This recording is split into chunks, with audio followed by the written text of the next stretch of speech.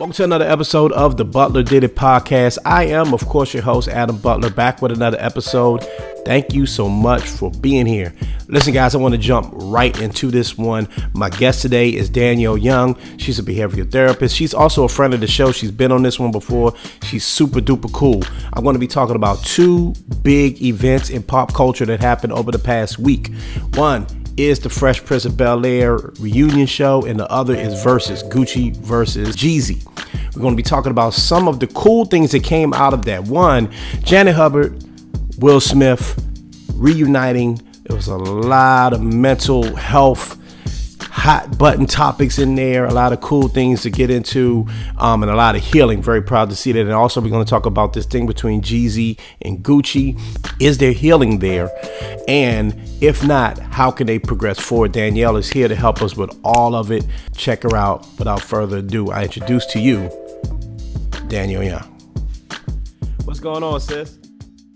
Hey, how are you, Adam? It's good to see you again. Good to see you. I'm giggling a little bit just because, you know, with our little pre-show conversation, it just showed like we're so excited about what we're talking about today. And we almost did the whole show before the show. So I'm really excited to have you on. Thank you so much for coming back on. As I said in the intro of the show, pop culture, there's a lot of lessons in pop culture sometimes, you know, and in our pop culture, especially in Black culture, there were two big moments that happened the week prior to this recording. There was the Fresh Prince reunion show, which is just a dope thing. Just check out the Fresh Prince reunion. Yeah. If you got HBO Max, check that out, man. That's free promo from your boy. But there was a dope moment between Miss Janet, as we're calling her, and Will Smith, the original Aunt Viv and Will Smith, who many of you know, they've had a long-standing rivalry, and it's really been, in my opinion, and we'll get more into it, it's been kind of one-sided from my standpoint. That has been Janet, who's been really airing out Will Smith, and Will Smith seeming to take the higher role, but he gave her the opportunity to speak, and we're gonna get into that in a second. And also versus Gucci Mane versus Jezzy, which ended up being so much deeper than I expected it to be. I mean, you hear Gucci Mane and Jezzy, you think, oh, it's gonna be trap music, and you might see some ignorance, but there was a lot of deep-seated pain and therapy moments, I think, in that one. So who better to talk about this stuff than with you? But before we get started, you did launch your own program, if I'm not mistaken. Oh, I did. Yes. Tell the folks about that. Oh, yes. Thank you for giving me the opportunity to talk about it. So a friend of mine, we're both therapists, and we recently launched the LEADS, and it stands for Ladies Empowering and Determined to Support.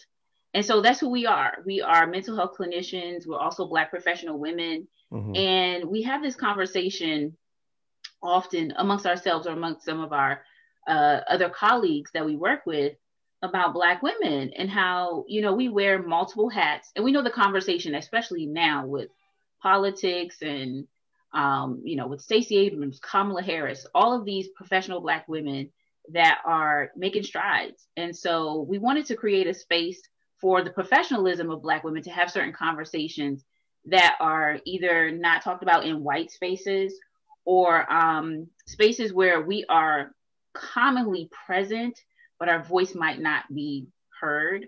Or also, we just kind of wanted to talk and chill, you know, talk about things that professional Black women want to talk about, but sometimes we feel like, can we talk about these things?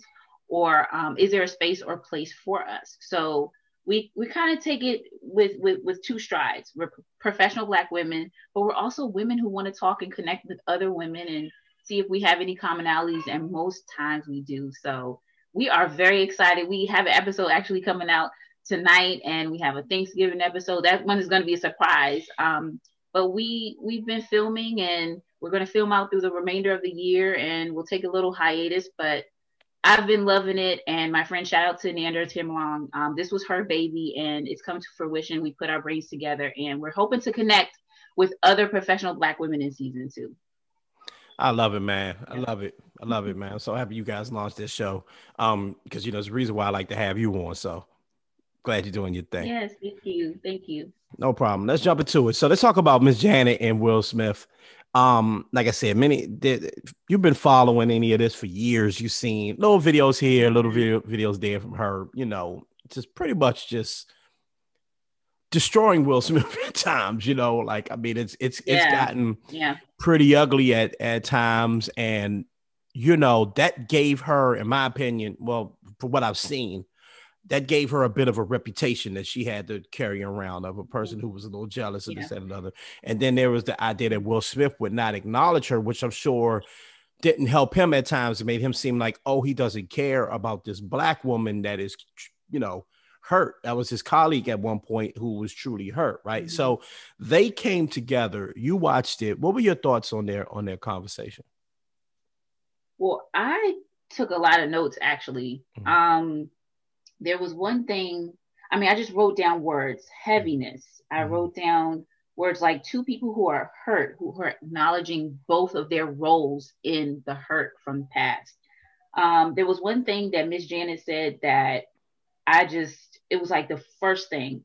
Angry Black woman is equated to the kiss of death, and that being in the Hollywood hemisphere. But I mean, just on a regular everyday basis, to express yourself or to finally be fed up, you know, to be able to express that emotion, sometimes it will come out as angry. And if as women, we're taught how to be happy, we're taught how to have compassion, but sometimes to navigate that anger, it may come out, and some people don't know how to receive that. And so I can only imagine in Hollywood, if you are labeled this by one of the top selling, top grossing television actors, movie actors at the time. He did say that his music career was kind of, you know, shaky, but he was blasting off in Hollywood. So I can only imagine if you just say one name and equate it to something negative, then it's just a domino effect. And so I also like the fact that they were able to talk. And if I'm being honest, I'm not quite sure how candid they could be with the cameras. But I did see that there was a lot of emotion, and I see that there can be room for healing with those two. Yeah, so the version that they showed on HBO Max was actually shorter than the version they showed on the Red Table Talk, right? Because that's the one that I saw, the Red Table Talk. That's the one that I watched, because also Dr. Romney is on there. And so just to get her perspective, but yes, I watched that version. And originally I watched the HBO Max. I actually saw the Red Table Talk version today as well. So that was my first time seeing that one, and it was way more, you know. So if you watch the HBO Max version, you can feel her energy. You can feel that she came there with the intentions of, and I don't blame her for this, by the way, with the intentions of letting him know how she felt and making sure that when he left that room, he was going to know what happened, right? But because it was chopped up, because again, the point of the program was to have this reunion, this feel-good reunion of all of the cast. So I imagine they didn't want to have some of the heavier moments in this program, because it just would have, you know, it just wasn't necessary for the actual special. But you didn't get that feeling when you watched the HBO Max one. Is pretty much what I'm saying. I didn't get that feeling. I got, okay. Well, you know, I didn't see that version. Sure. No, this is just for the audience. And so but I recommend, if you're interested in just this part of it, I recommend watching the Red Table Talk, right? For all the reasons you just listed, and there's just more to it. You actually get to hear more of her story. You get to hear some of the things that happened to her. She did say it in like side interviews in the special, you know, she was having a hard time with her husband at the time. She was pregnant at the time. You know, she felt alienated by the cast at the time. She did not mention, or they cut out the part in the special that she lost her home. You know, people made fun of her child. You know, she felt that he essentially blackballed her, right? And they had a really good moment where, and this is one thing I like about how Will dealt with it. He asked her, she broke down for a second. He asked her, do you want to step off camera for a second?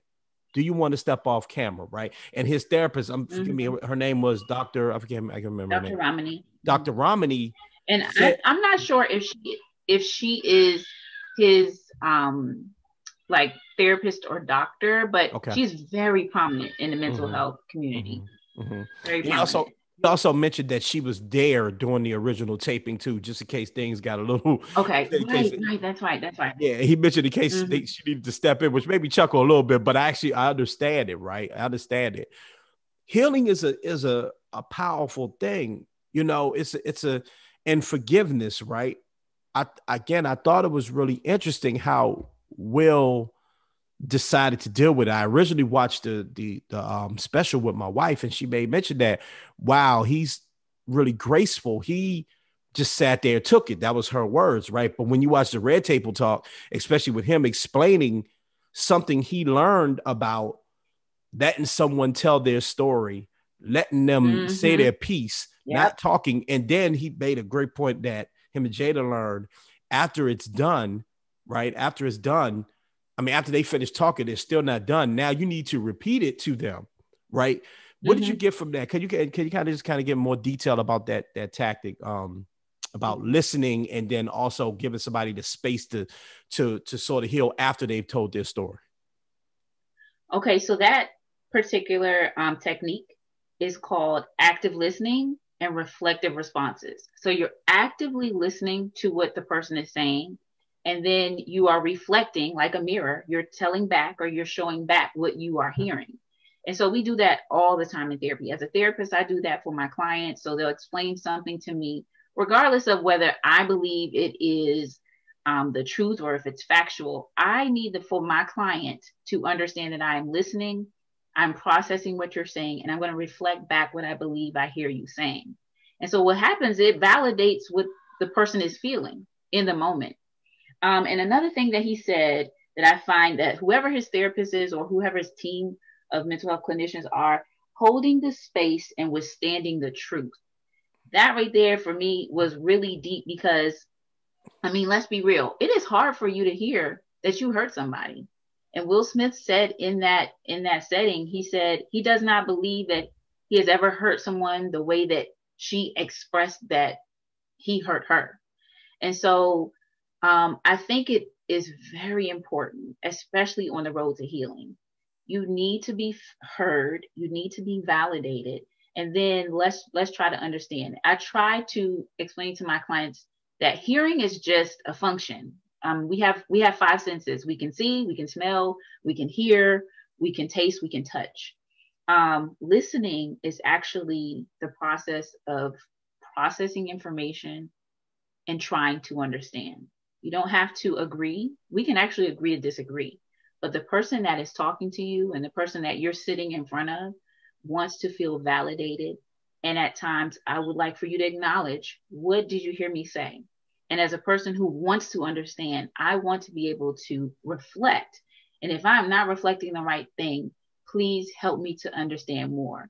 So another good thing that Will said in the beginning was, I don't know your story, or I don't know your background, or something to that effect of, I only know what you presented to us every day. So we heard that she would come, to work. She's Juilliard trained. She's a professional. Mm-hmm. And then on the opposite end of the spectrum, we're also dealing with personality issues. Yeah.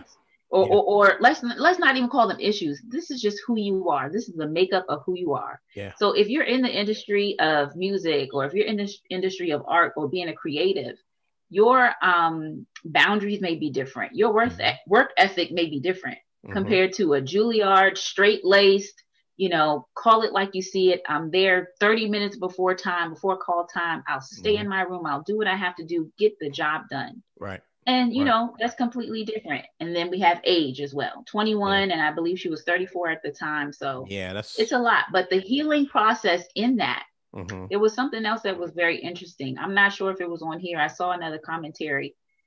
And sometimes it takes time.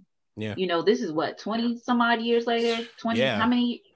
I forget 20 that. some odd years later. Yes, it was the anniversary of it. Forgive me for not remembering the exact number, but it's a or, large number of time. Yeah, big number. Yeah. Right. Mm-hmm. And so here we are, 20 some, maybe even 30 some odd years later. And here's the point of healing. Yeah. And a lot of times people will have to revisit the past to bring the present forward. to address what happened to learn how to move forward for the future. Absolutely. And, now I'm going to start to tie in the verses thing too, because sometimes the person that's been hurt, right? Because like you said, well acknowledged, like, I didn't even know half of this was going on. He acknowledged very clearly that, look, I was in my own world. You seem to be an obstacle for me.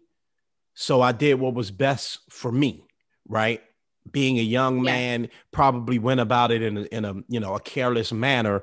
But at the time, until now, speaking for Will Smith, it seems like he was saying until they had that conversation, or until he started hearing things about her, he had no real idea what was going on in her life, right? But she spent the past couple of years letting everybody know what was going on in her life. And like I said, I think a lot of this stuff she probably was talking about is stuff that's probably been going on very recently, because, frankly, we hadn't heard from her in a long time until about, I remember it being around whatever the year the Oscar So White thing was a big deal. And Will Smith had did Concussion. I remember. Will Smith had done Concussion, and she came out and she made fun of Jada. She made fun of Will, and and this is when we started going, the original Aunt, the original Aunt Viv's thing started popping up, right? I'm tying this into the verses thing because sometimes the hurt person could come off as the ignorant one, right? The mean one, right? So here's Janet, who she's hurt. So she's spending time trying to get the person that hurt her and anyone that will listen to know I'm hurt, right? For anybody that watched the versus battle, and we won't get all into the gory details of what happened with versus, let's just say there was some real street beef going on between Young Jeezy and Gucci Mane. And here they are almost 20 years later, and they're seeing each other and confronting each other on the stage. Gucci looks bad initially because Gucci is saying, I've got this opportunity to talk to you in the way I know how to talk to you. I'm Gucci Mane. I'm not, I'm not Professor so-and-so, right? I got beef records. I want to let you know. How important is it, because we talked about active listening, right? But how important is it for the hurt person to be able to get this stuff off their chest, even if it comes off kind of toxic in the moment? Right. I think, again, talking about validating, I think it's very important for the person who was hurt, either from their perspective or if they were really hurt and everybody else knows about it, everybody else is documented. It's like, I don't know the Jeezy Gucci storyline. I was able to catch a little bit of just there was a section, and Gucci, I guess, is confronting the situation through his songs, or they were going back and forth with the battle, and it appeared that Jeezy took the high road. Now, again, I don't know any of the detail.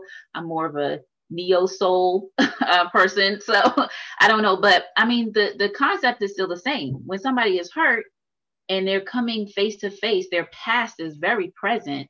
You want to be able to make the space for the person to be able to kind of just air out how they're feeling. Now, do I think that Versus was the appropriate place to do it? No, but I also don't understand, nor would I claim to understand, certain street codes and when and where is the best place to do these things. But a lot of times too, when your past is present and you never had an opportunity to confront it, I can understand then why you would take the tactic, because you've been carrying that hurt for 20 years, 10, 20 years. And it's clear that you've never been able to make amends with it. Like, some people are able to just say, I am okay with not being able to have closure or not being able to settle it.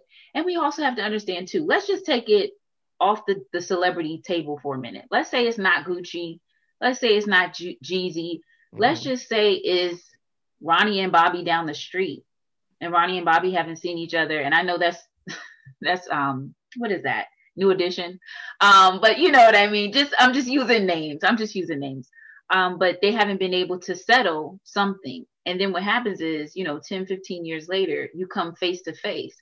And even with the Will Smith, it's like you revert back to that moment because there was never place to settle.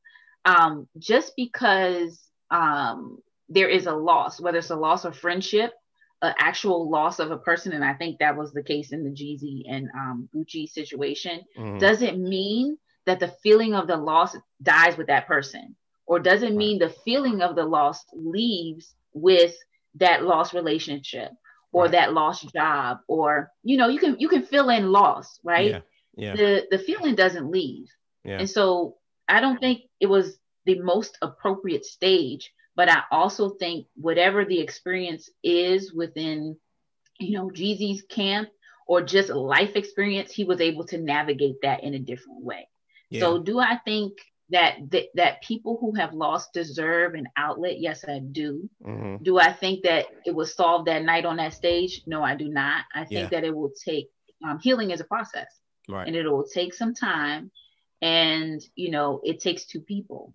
It takes two people. And there was one other thing I wanted to say about Miss Janet. There probably was this need, a necessity. When you feel under attack, in psychology, when you feel under attack, there is the fight, flight, or flee.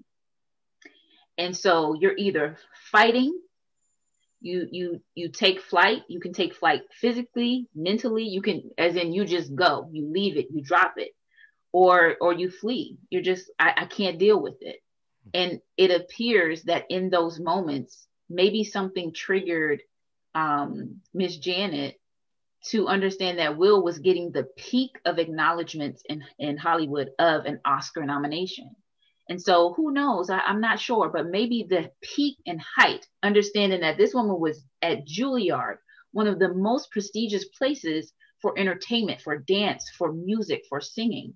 And here it is in her face on her screen all the time that there's a possible nomination. And then, Will Smith's wife is the Oscar so white, and all of these things constantly on her screen. That could, honestly trigger a reaction. And now this reaction from fight, flight, because she had no voice back in the day. And now we have social media and she has access to get her voice out. That she's fighting. Them some fighting words. Think about Gucci. Okay. I ain't been able to really say nothing, but now I'm on the stage. Fight, flight, I'm in your face. Ain't no fleeing. There's no flight. I can't get out of here. So I'm gonna fight for my honor, or I'm gonna fight just for you to hear me. And so these are things that people go through. And like I said, Ronnie and Bobby down the street, they could go through the same thing.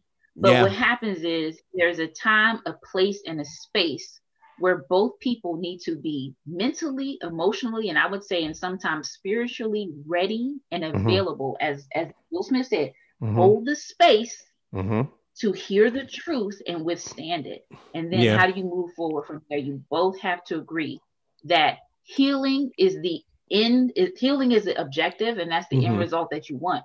But you got to understand, healing takes time. And sometimes healing is painful. You don't go into surgery.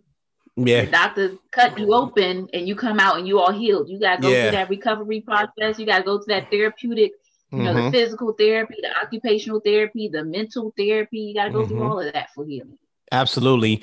And, that's, to me, these two situations are two different stages of healing, right? Like you mentioned with Gucci and Jezzy. I don't believe that situation was resolved on that stage, but I do think that may have been a first step that many people didn't think would ever happen or realize could happen. Right? They're probably way further behind Will and Janet, right? Where that seems to have been, this could be resolved. Yeah, we won't be best friends. Maybe we won't do a movie together. However, we have buried something that's been sitting there for years. With Jezzy and Gucci, you're probably looking at something that was, we needed to confront each other. And it was probably, you talk about venues, right? I have my thoughts on whether or not, and I'm going to really give it in the next segment. So y'all stay locked for that. I have my opinions of whether or not it was a good idea for Timbaland and Swizz to do this on such a big platform, right? With all of the opportunities for it to go left seemed limitless, right? So it's a blessing that it didn't go that way. Okay. And however, maybe something that was that combustible, if probably the only way to do it was in front of, you know, people. So maybe the two people involved could think, you know what, one, I'm safe. And two, there's no real opportunity for me to do anything without truly hurting myself more. So you're forced to talk, right? The one thing I don't want, because I think people do have to understand that these are celebrities. I think you really made me think about something I had thought about. And I want to ask you about it before I let you go. Venues for things like this, right? Because there are a lot of people, like you said, Ronnie and Mike, right? You know, people that are just regular folks that are going through something and somebody you haven't talked to, you got some real pain and you want to address it, right? Probably not the best situation to have it, to do it on social media, right? Or to do it in front of a large group of people.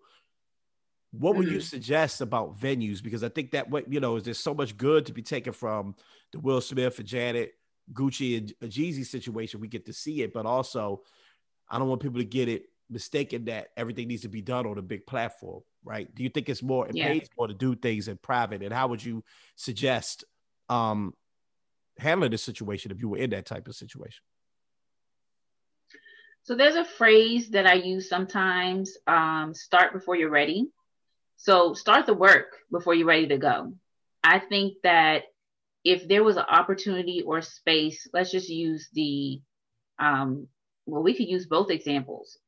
If they had done the work, they had started the work, started the therapy or started the healing. Some people really don't want to go to therapy. They might have a life coach, or they might just have a group that they go to, but like start the work. You know, you might have to start and you might have to go back. Like, let's take it all the way back between you and the person with whom you may have a conflict, or family members with whom you may have a conflict. Start that behind closed doors. And what happens is, this is what I think, a beautiful opportunity would be that once you have done the work and you're ready to go and you're ready to show the world, like, yo, this is where we were, but this is where we are now. That would be my opinion. The best example would be when I have an individual client and we're working on their individual issues that have to do with their family. Let's work out your individual issues with yourself first. And then let's do some scenarios where this issue may come up and I'll play your family member. How are you going to deal when the possibility of this issue may come up? Are you going to be able to work through it? Are you going to be able to talk about it? Because you started in therapy before you were even ready to address the issue. And so I think on any public stage, I think the outcome, any viewer or any person who is attending something, they want to see the embrace at the end. They want to see the handshake. They want to see the love at the end. And so if y'all not there, you know, what lesson does anybody learn at the end of the concert, at the end of the talk? Like, I want to know, and you know what? I want to know about the intensity of it all. Or what was the work that you did? What did you start to get ready to tell us, look, y'all, I know y'all were here because we were here. But we got through that thing, and this is where we are now. That's what I would want to hear. And as far as it being on social media, let me say this. I love social media for what I do. But I do also think we are in a age and even in a time right now, era where we're in COVID time, and everything kind of has been limited to social media. But I do have a real challenge, especially with some of my younger teenagers I work with and some of my teenagers that are transitioning into college, where they base their happiness, they base their esteem, and they base their success or likelihood of being popular or friends on how many views, how many likes. And some of them, even if it's, you know, bad, any attention is good attention, even if it's bad attention. And so I do have a challenge with things being, you know, put on social media. Ooh, I sneeze. Let me put that on social media. Or, you know, I'm about to fight, or these people are fighting and you're holding the camera. I mean, I have a true challenge with that, but there are also benefits to social media for platforms like this, where you can learn how to use these apparatuses for positive and for good and spreading the good word, you know, spreading the good news and empowering and encouraging others. So that's my challenge with it. But for the most part, I have actually had good experiences with social media, being able to get, you know, add my voice to the, you know, to the lexicon, just add my voice to it. And, you know, hopefully it spreads and ripples in a good way, just like you're dropping a stone in the water and it kind of just ripples. That's what I'm hoping it does. I think so too. And if you look at these situations, you know, ultimately we're talking about black people healing. In one case, you're talking about two black men from the streets attempting to heal. And in another case, you're talking about a black woman and a black man, not in a romantic relationship or anything close to it, but just the bond between a black woman and a black man. And there's healing in there. And I you know, I think it's incredibly positive. You know, I actually commend, especially Will and Janet, actually, because I don't know if the Gucci thing was on purpose. You know, I think that was just something that happened, right? But Will and Janet, I think that using themselves in that way, because it's clear. Well, and again, Janet didn't have the opportunity to go on Red Table Talk and share her, you know, the rest of her story, right? You know, so this was Will telling you, I've been in therapy. I've been in this place where I can actually have a conversation with her. I kind of feel like maybe she has. I don't. It's probably dangerous to make that assumption. Oh, I can tell she's been in therapy. I don't know, but I have a feeling that she's at a place where she's clearly at a place where she was able to have that conversation without it turning into a completely nasty, you know, just wasting time. And you know, in a way, they did a service for all of the people that are fans of them. You know, there's a lot of learning, and there's a lot of learning we get to come from this. It's a lot of jewels. There were a lot of jewels there. You know. Yeah. I think one thing that I also got from it is be careful of the words that you use, because they really do have power and they have weight. And I'm talking from Will's perspective as well as Miss Janet's perspective. And also tap into the understanding of, am I saying my immediate thought or feeling based on hurt, or am I saying it based on further understanding? And I think both of them in the end got the further understanding that they needed. And it was actually very beautiful and very emotional to see. I do hope that they continue to do the work afterwards. And I think it's also very courageous in this instance to put it on a public stage, but I kind of almost have a feeling they did some work before they got there. Probably so. That's the difference between Will and Janet and Gucci and Jezzy, I believe. I kind of feel like in this instance that there was some work that was happening. I mean, I know have your people call my people, right? But to have a doctor on hand and to have an intimate space and to be able to unmic and walk away, and it did appear that there were genuine tears. You know, that takes a lot of work and takes a lot of understanding and foresight that, listen, emotions might come up. Are you prepared? Are you ready? That's why I say start the process before you're ready to put it out. That's a good point. I guess we get into there because on one hand, you're probably right. Like even the fact that somebody walks on stage and sees a doctor there and the other person's like, oh yeah, I had her here because just in case things go crazy, that could be triggering for the other person. Like, why you need a doctor here? Why you need, you know what I mean? So there probably were quite a few conversations beforehand. Hey, I'm going to bring this up. I hope Will doesn't have a problem with that. Hey, Will may bring this up. Do you have understood? Yes. Versus seems like, yo, we here for the hits.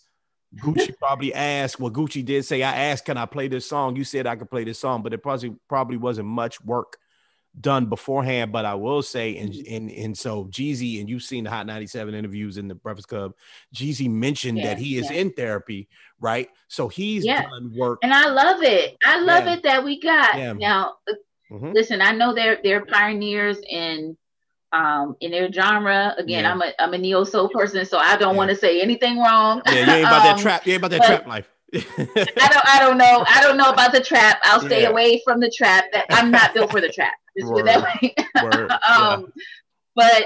but I love it, yo. Like hearing our pioneers, whether they be in music or actors or whatever, talking about therapy and talking about it as if it's part of their routine and what they learn from it, you know. And I also like the journey that we hear them talk about, you know. Yeah. I didn't want therapy. Therapy's for crazy people. There's a stigma behind it. You know, Black people, we go to the Lord. Yeah. I need Jesus and therapy. Okay. Yeah. I need religion Give me and both. therapy. How about that? Yeah. Give me both. Give me both.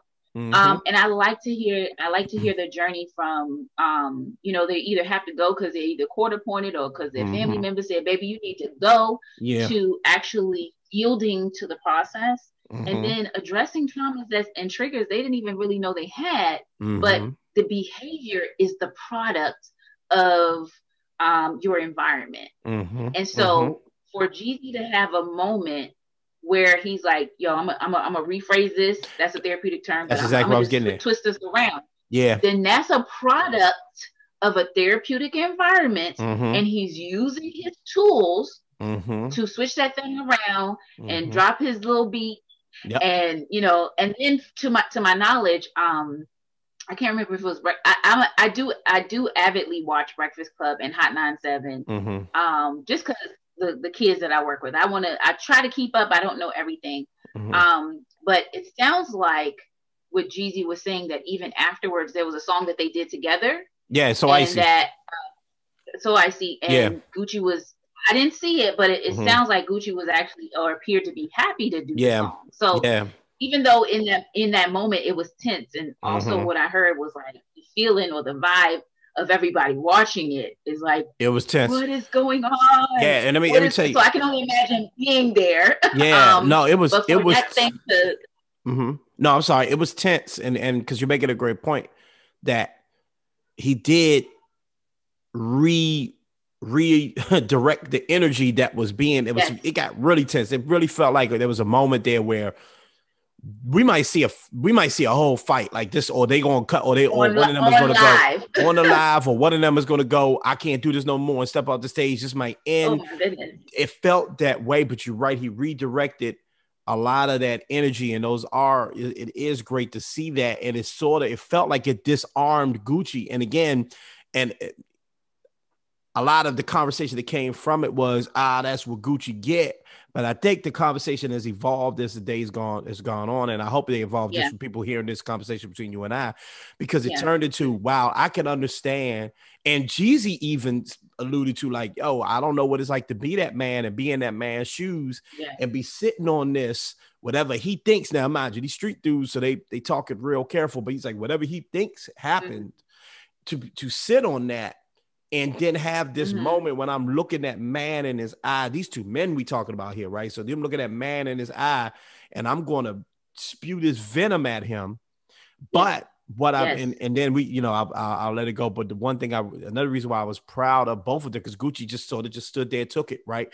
Remember, in the Will Smith interview, she mentioned, you know how to take a punch, right? Ali knows how to take a punch, right? So Gucci kind of took his punches. Yes. Gucci took his punches, and so did Jeezy.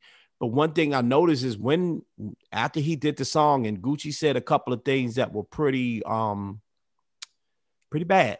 Okay, pretty bad after performing the song, right? You know, Jeezy had a moment where he was like, hey, look, like that's where it felt tense, because it felt like Jeezy was taking the higher road until he couldn't anymore. But again, we talk about that work and that therapy.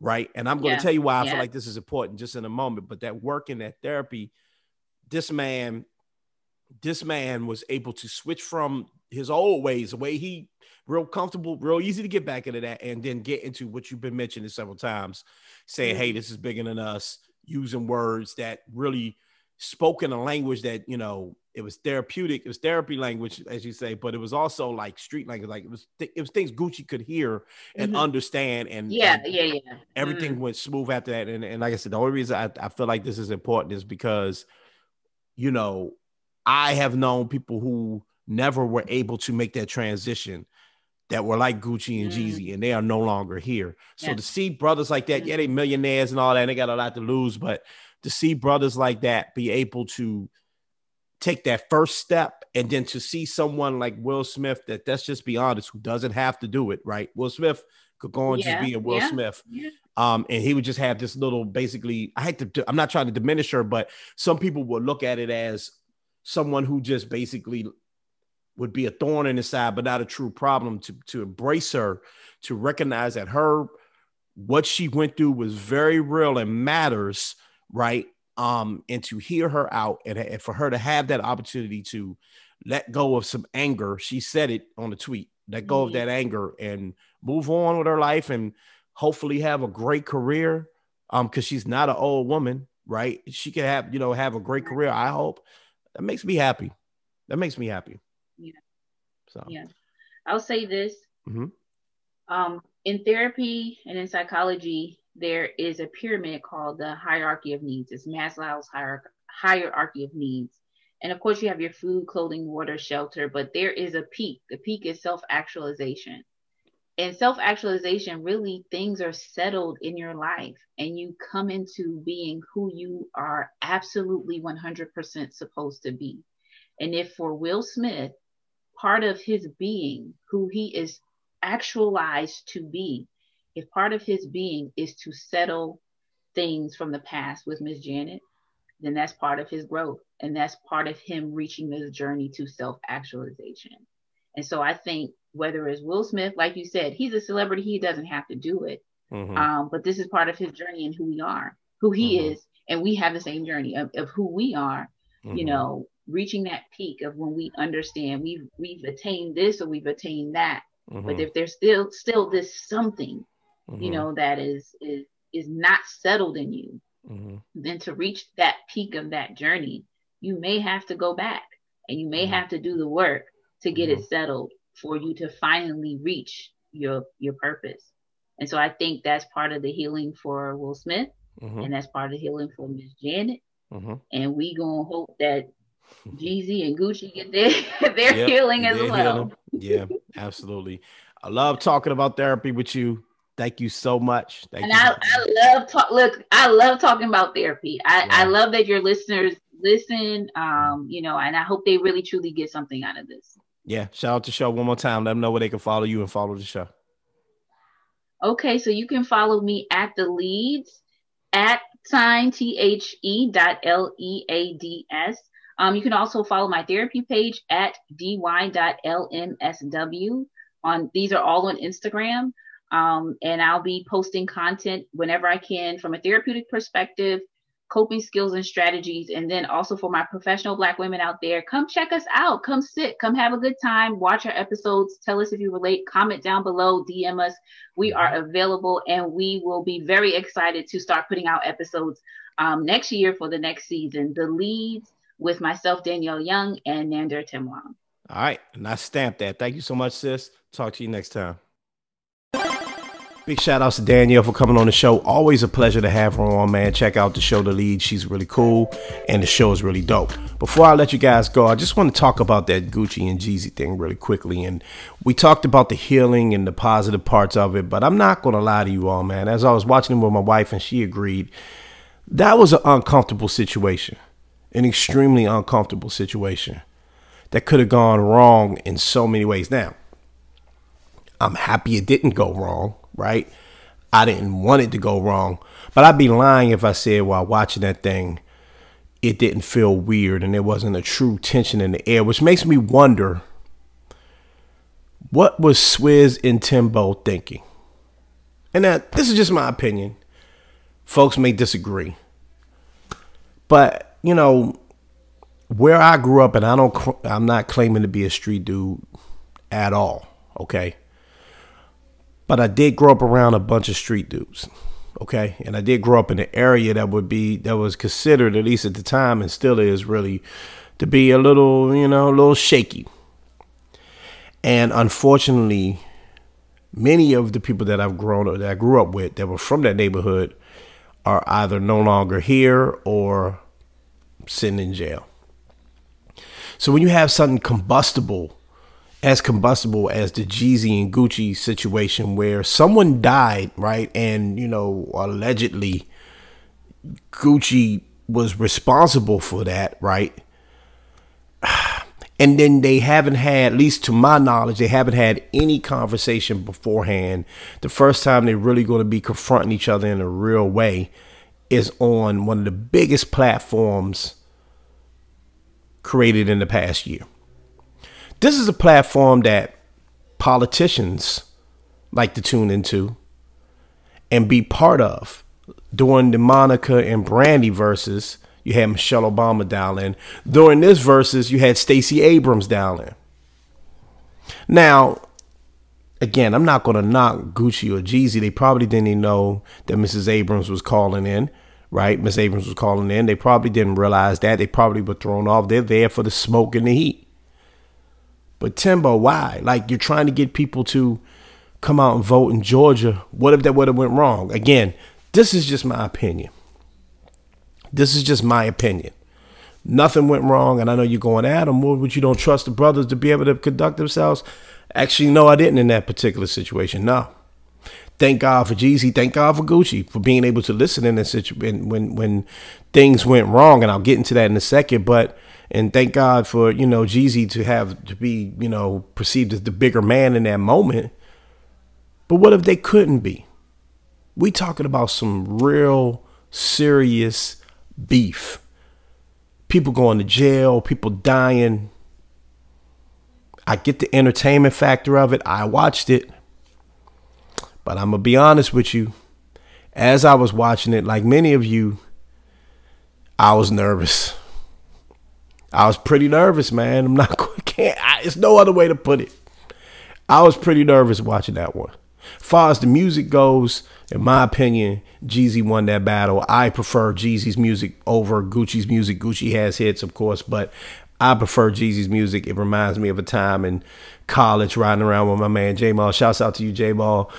Shouts out to Prince George's Community College. Used to have those little crazy little day parties, right? And a lot of trap music was played at those parties. It's the sound of my youth, as crazy as that sounds, right? So musically, it was what it was. But I remember posting that on Facebook saying, yo, Jezzy won, right? And a lot of folks were hitting me back, and they were talking about like the street element of it. And that bothers me because, one, none of us truly know the real deal with the street element of it and don't need to know. But when you open yourself up for that, and yeah, these dudes have done tracks about each other and all that, but when you open yourself up for that, people are going to start talking about things they have no idea about. They just don't know what they're talking about. And it just, that from where I'm from, that just is weird to me. It's weird to me. I don't get it. I don't get it. I'm glad nothing happened. I really am. I am glad that no one got hurt. I'm glad that these two grown men were able to be grown men. As I said in the last segment with Danielle, I'm glad that, Gucci was able to express himself in what ultimately ended up to be a positive manner. I'm glad that Jezzy was a bigger man. And let's talk about that moment, because I didn't get too far into that with Danielle. There was a moment where Gucci is performing a song called The Truth, which is a nasty diss record. I mean, a nasty, probably one of the nastiest ones ever, right? And as the song wraps up, and during the song, he's talking about sleeping with people's baby mothers, killing people, all sorts of stuff. And as the song wraps up, Gucci says, and I quote, "Put that in the dirt. Smoking on Pookie leaves tonight." And then he looks over at Jezzy's people and says, "And if you send another, I'll do the same." That was a bad moment that ended up being, thank God for Jezzy, because Jezzy got up, and that's when he got into the whole, and most of you saw this battle, but that's when Jezzy got up and got into the whole, hey man, this for Pop Smoke, this for Nipsey, we did this, it's bigger than us, and give Gucci credit. Gucci sat there, he took it, and he left it alone. But man, look how many people were up in there. We all been there. If you from anywhere remotely close to the streets of the hood or whatever, you seen how quickly things can go left. I just wonder, and maybe these are just bolder men than I, right? I just wonder why we chose the versus battle, something that's been universally positive, something that's helped us get through quarantine and the pandemic, was invented for that. There's been nothing but positive. Why put those brothers in that position? Maybe they trusted that they could be bigger than that. Maybe they just knew. Man, it could have went so wrong. And here you have Stacey Abrams on there trying to motivate the vote for Georgia. This woman wants to be governor one day. What if that thing would have went crazy? I'm not saying black folks too ignorant to have a get together. I mean, we've done several verses and nothing's happened, but you've never had this. You've never had these stakes on the line. You've never done it like this. I hope this isn't where it's going. I hope we're not about to do 50 and John X and, you know, all of these nasty, you know, these hip hop rivalries that ended up being nasty and dangerous, and where people have unfortunately lost their lives. I love Timbaland. I love Swizz Beats. I love the Versus platform. I love talking about it on this show. I love that the two brothers were able to at least get to the first step of healing. Danielle and I both agree that it probably wasn't real. But I'm happy. Well, not real. They're quite a few steps behind Janet Hubbard and Will Smith. Let's just say that. But hey, it's a step. So I'm happy that it ended positively. The numbers are great. All of that's great. I just think you need to be careful about where you're going. You need to be careful about where you're going. Keep it as a celebration of music. Keep it as a celebration of music. We don't need dudes or women or anybody that's been in anything as ugly as these two men have been through trying to settle their differences in front of millions of people. I don't agree with it. That's just my opinion. You can disagree. Matter of fact, comment below. Let me know what you think, man. Let me know what you think. Was it a good idea to have Jezzy and Gucci in the same room on this platform, this large of a platform? Was it a good idea, and would you do it again with a situation that's similar? Again, would you have 50 and Ja Rule in there doing the verses? Let me know in the comments below. Subscribe to the page. Subscribe to the podcast. Share this junk, man. I appreciate you all. Thank you so much. Please enjoy your turkey day. Enjoy your turkey day. No matter where your beliefs lie, man. At the very least, take a day off, relax, enjoy yourself. It's been a tough 2020. We're in the holiday season, so let's try our best to enjoy the holidays. Don't have a large gathering. Social distance the best you can, all right? But try to enjoy yourself, however that works out for you, okay? Mind your mentals, mind your chickens. Marshawn said it best. And until next time, ladies and gentlemen, please remember to always, always, always be great. I'm up out of here.